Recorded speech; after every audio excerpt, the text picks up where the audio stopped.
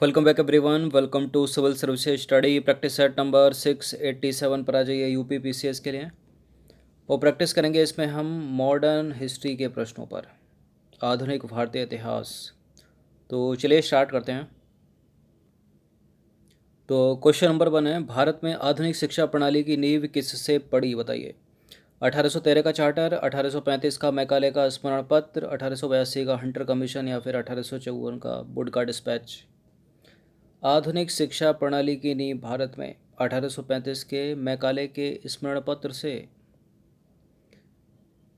तो भारत में आधुनिक शिक्षा प्रणाली की नींव जो है 1835 के मैकाले के स्मरण पत्र से पड़ी।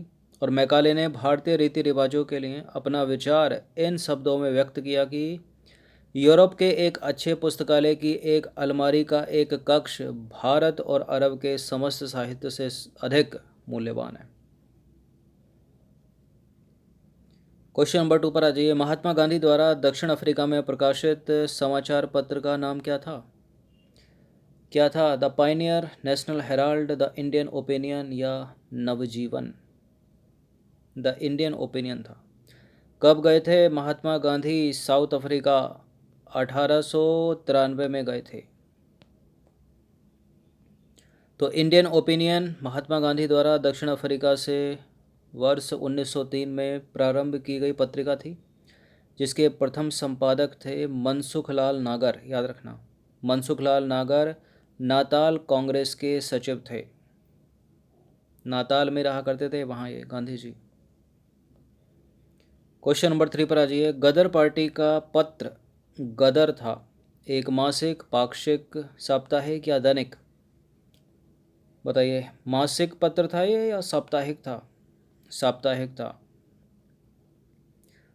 तो भारत को ब्रिटिश राज से मुक्त कराने हेतु संयुक्त राज्य अमेरिका और कनाडा में लाला हरदयाल, सोहन सिंह भकना और करतार सिंह सराभा आदि ने मिलकर गदर आंदोलन की स्थापना की। ठीक है, ये जो पार्टी थी वो एक प्रमुख गदर पत्र का, जो एक साप्ताहिक पत्र था, उसका प्रकाशन करती थी, जिसके प्रथम संस्करण का प्रकाशन कब हुआ था? नवंबर वर्ष 1913 में सैन फ्रांसिस्को से किया गया था। ठीक है, मुख्य पत्र है ये। क्वेश्चन नंबर 4 पर आ जाइए। कानपुर से प्रकाशित किस समाचार पत्र के माध्यम से विजय सिंह पथिक ने बिजोलिया आंदोलन को समूचे भारत में चर्चा का विषय बना दिया? बताइए, कौन सा पत्र था जो कानपुर से प्रकाशित होता था? केसरी और मराठा को तो वैसे ही एलिमिनेट कर दीजिए। मंजूषा या प्रताप? प्रताप। तो राजस्थान में पहला किसान आंदोलन मेवाड़, उदयपुर राज्य की बड़ी जागीर बिजौलिया में हुआ था, जहां किसानों पर अनेक प्रकार के लगान तय किए गए। और इन लगानों के विरुद्ध में जो है विरोध में आंदोलन हुआ। और 1913 में आंदोलन का नेतृत्व किसने किया? साधु सीताराम दास ने। और 2 साल के बाद 1915 में इस आंदोलन का नेतृत्व किया विजय सिंह पथिक ने। विजय सिंह पथिक ने गणेश शंकर विद्यार्थी के प्रताप के माध्यम से बिजौलिया के आंदोलन को अखिल भारतीय स्तर पर प्रचारित किया। ठीक है, प्रताप।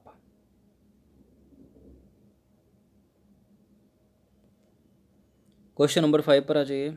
क्रांतिकारी गतिविधियों के साथ कौन सी पत्रिका नहीं जुड़ी थी? संध्या, युगांतर, गदर, यंग इंडिया? गदर तो है ही है, युगांतर, युगांतर भी है, संध्या भी है। यंग इंडिया नहीं है गांधी जी की। तो यंग इंडिया पत्रिका क्रांतिकारी गतिविधियों के साथ संलग्न नहीं थी। यंग इंडिया पत्रिका का संपादन कार्य राष्ट्रपिता महात्मा गांधी ने किया था, और महात्मा गांधी अहिंसक आंदोलन के समर्थक थे। देखिए, वर्ष 1913 में जो है सोहन सिंह भकना ने Hindustan Association of the Pacific Coast नामक संस्था की स्थापना की, और इस संस्था ने गदर नामक अखबार निकाला, जिससे इस संस्था का नाम भी गदर पार्टी पड़ गया। युगांतर और संध्या की बात करें तो ये पत्रिकाएं भी क्रांतिकारी गतिविधियों से संबंधित थीं। निम्नलिखित में से किस समाचार पत्र या पत्रिका से महात्मा गांधी का संबंध नहीं है? इंडियन ओपिनियन, यंग इंडिया, नवजीवन, युगांतर? देखिए इंडियन ओपिनियन तो साउथ अफ्रीका में निकाली थी इन्होंने। यंग इंडिया, नवजीवन इससे संबंध है, युगांतर से नहीं है। तो युगांतर समाचार पत्र का संपादन भूपेंद्र नाथ दत्त तथा बारिंद्र कुमार घोष ने शुरू किया था।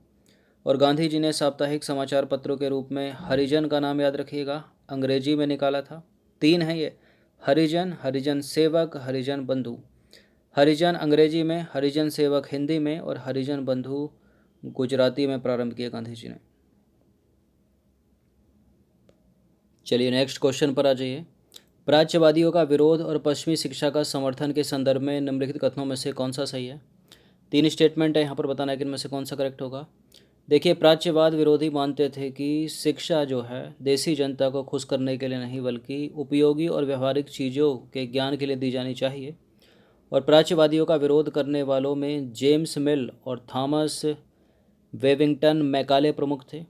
प्राच्यवादी दृष्टिकोण के विरोधी मानते थे कि पूर्वी समाजों का ज्ञान त्रुटियों से भरा हुआ और अवैज्ञानिक है। बिल्कुल ये तीनों के तीनों स्टेटमेंट करेक्ट हैं। 1 2 3 इसका आंसर हो जाएगा ऑप्शन नंबर डी। तो प्राच्यवाद के विरोधी मानते थे कि पूर्वी समाजों का ज्ञान त्रुटियों से भरा हुआ और अवैज्ञानिक है। उनके अनुसार पूर्वी साहित्य गंभीर नहीं है। प्राच्यवादियों का विरोध करने वालों में जेम्स मिल और थॉमस वेविंगटन मैकाले प्रमुख थे। देखिए जेम्स मिल का मानना था कि अंग्रेज़ों को देसी जनता को खुश करने और उसका दिल जीतने के लिए जनता की इच्छा के हिसाब से या उसकी भावनाओं को ध्यान में रखते हुए शिक्षा नहीं देनी चाहिए। उनकी राय में शिक्षा के जरिए उपयोगी और व्यवहारिक चीज़ों का ज्ञान दिया जाना चाहिए।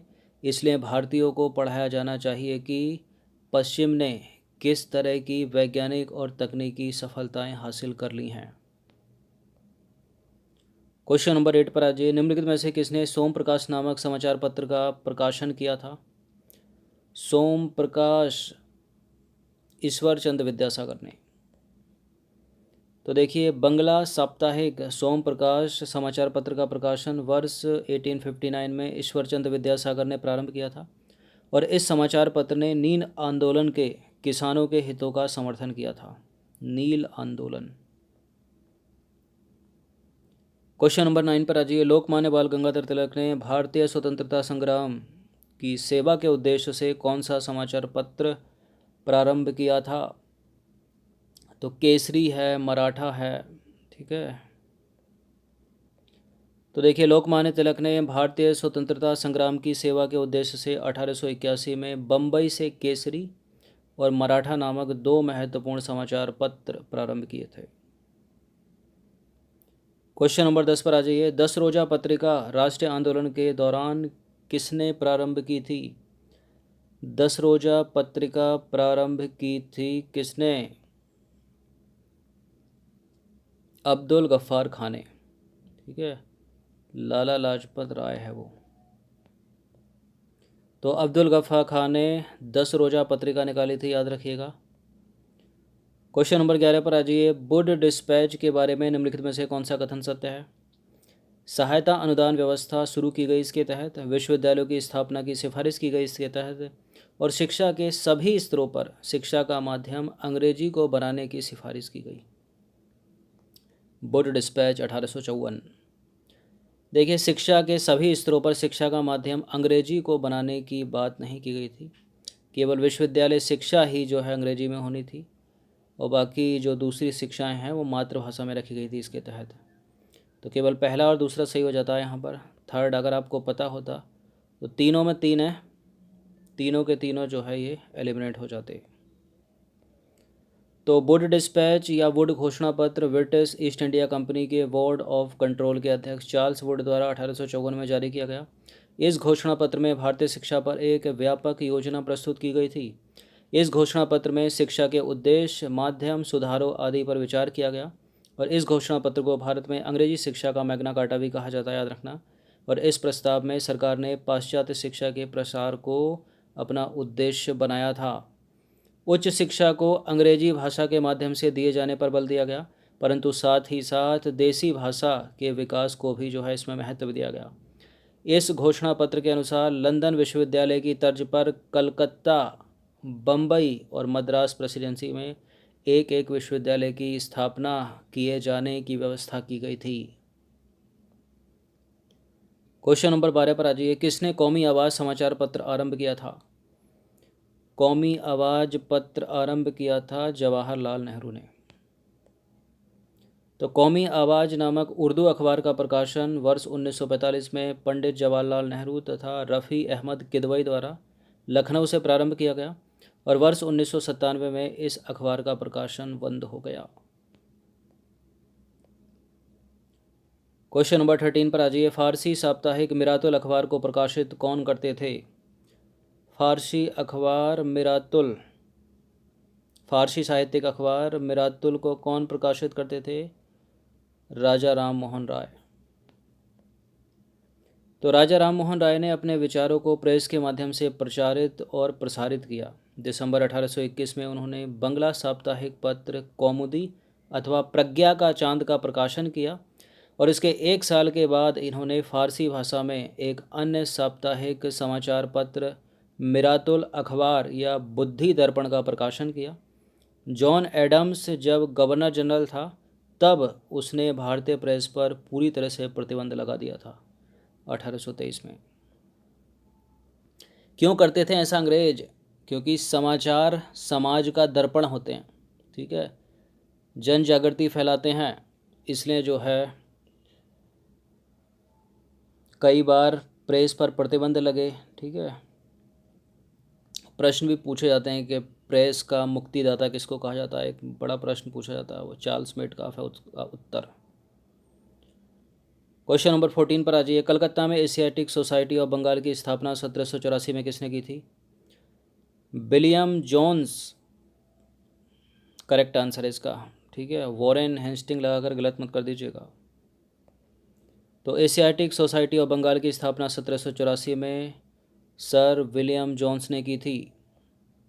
अंतिम प्रश्न है, भारतीयों द्वारा अंग्रेजी भाषा में प्रकाशित प्रथम समाचार पत्र कौन सा था? भारतीयों द्वारा बात हो रही है, अगर बंगाल गजट यहाँ होता किसी ऑप्शन में तो गलत होता वो, यहाँ हिंदू पैट्रियाट इसका सही उत्तर है। तो हिंदू पैट्रियाट भारतीयों द्वारा अंग्रेजी में प्रकाशित प्रथम समाचार पत्र था। इसका प्रकाशन हुआ था 1853 में और इस समाचार पत्र के प्रथम संपादक कौन थे? गिरीश चंद्र घोष, याद रखिएगा। देखिए, हरीश चंद्र मुखर्जी और कृष्णोपाल दास भी इसके संपादक रहे लेकिन बाद में बने। प्रथम इम्पोर्टेंट है गिरीश चंद्र घोष, और हरीश चंद्र मुखर्जी और कृष्णोपाल दास इनकी सहायता जो है मदन मोहन घोष और द्वारका नाथ टैगोर जैसे प्रख्यात नेता कर रहे थे। अब कुछ इम्पोर्टेंट है।